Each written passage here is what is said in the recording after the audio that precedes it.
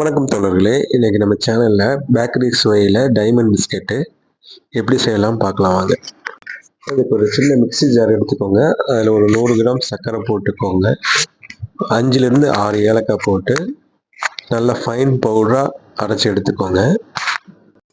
நல்லா பொடி பண்ணி வச்சிருக்கிற அந்த சர்க்கரையும் ஏலக்காவையும் ஒரு அகலமான ஒரு பாத்திரத்தில் கொட்டி வச்சுக்கோங்க. இது கூடவே பார்த்தீங்கன்னா ஒரு 100 ml அளவுக்கு தண்ணி சேர்த்துக்கோங்க. தண்ணி சேர்த்ததுக்கப்புறம் இது கூட கொஞ்சம் குக்கிங் சோடா ஒரு 1/4 சிட்டிகை போட்டிங்கன்னா கரெக்டாக இருக்குங்க.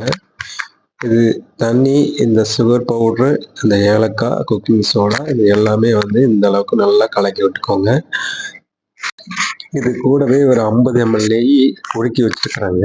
அந்த உருக்கி வச்சுருக்க நெய்யும் இது கூட ஆட் பண்ணிக்கோங்க. ஆட் பண்ணி இதுவும் எல்லாமே ஒன்றா கலந்து விட்டுக்கோங்க. அப்புறம் இது கூட பார்த்தீங்கன்னா ஒரு 1/4 கிலோ அளவுக்கு மைதாங்க, 250 கிராம் ஆல் பர்பஸ் ஃப்ளோர்.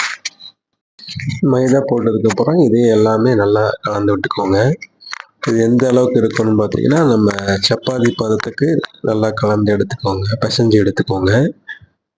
இது பார்த்தீங்கன்னா மேற்கொண்டு தண்ணி அளவு இதுவே போதுமான அளவாக இருக்குங்க. நம்ம தண்ணி அப்புறம் பார்த்தீங்கன்னா ஆயில் இதெல்லாம் சேர்த்துருக்கணும். இந்த அளவு கரெக்டாக இருக்குங்க. நீங்கள் பிணைஞ்சு எடுக்கும்போது இது கூட வேறு நீங்கள் தண்ணி அளவு சேர்க்க தேவையில்லைங்க. இப்போ பிணைஞ்சி எடுத்த இந்த மாவு ஒரு 10 நிமிஷத்துக்கு அப்படியே விட்டுருங்க. இப்போ பார்த்தீங்கன்னா 10 நிமிஷம் ஆயிடுச்சுங்க. இப்போ அந்த மாவு எடுத்து 2-3 போர்ஷனாக இந்த மாதிரி கட் பண்ணி வச்சுக்கோங்க. ஒரு சப்பாத்தி பலகை எடுத்துக்கோங்க. அந்த சப்பாத்தி பலகையை வச்சு இந்த மாவை அப்படியே ரோல் பண்ணுங்க.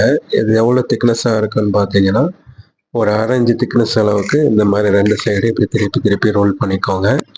ரோல் பண்ணி பார்த்தீங்கன்னா இப்போ நம்ம அடுத்ததாக வந்து கட் பண்ண போகிறோங்க. குட்டி குட்டி பீஸாக இந்த மாதிரி டைமண்ட் ஷேப்பில் இந்த மாதிரி குட்டி குட்டியாக கட் பண்ணி எடுத்துக்கோங்க. கட் பண்ணதுக்கப்புறம் நம்ம அது மிதமான எண்ணெயில் போட்டு பொரிக்க போகிறோங்க. இப்போ பார்த்தீங்கன்னா எண்ணெய் வந்து நல்லா ஹீட் ஆகிடுச்சிங்க. ஒரு மீடியம் ஃப்ளேமில் வச்சுக்கோங்க. வச்சு இந்த மாதிரி மாவுங்களை வந்து கட் பண்ண மாவை கொஞ்சம் கொஞ்சமாக அதில் சேர்த்துக்கோங்க. இப்போ உங்களுக்கு பார்த்தாலே தெரியுங்க, நம்ம அந்த மாவு போடும்போது ஃபஸ்ட் அந்த மாவு வந்து எண்ணெயில் கீழே இருக்குங்க.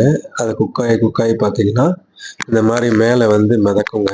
இதுதான் வந்து அந்த மாவு வெந்திருக்குன்றதுக்கு அர்த்தங்க. அந்த மாதிரி டைம் வரும்போது இந்த மாதிரி திருப்பி விடுங்க. திருப்பி விடும்போது பார்த்தீங்கன்னா இந்த மாதிரி ஒரு டார்க் கோல்டன் கலர் வருங்க.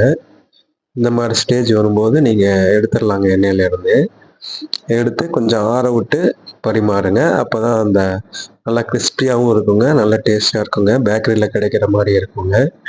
இது எப்படி இருக்குன்னு செஞ்சு பாருங்கள். செஞ்சு பார்த்து எப்படி இருக்குன்னு சாப்பிட்டு கமெண்ட்ஸில் சொல்லுங்கள். இது குழந்தைங்கள வந்து பெரியவங்களோட எல்லோரும் விரும்பி சாப்பிடுவாங்க.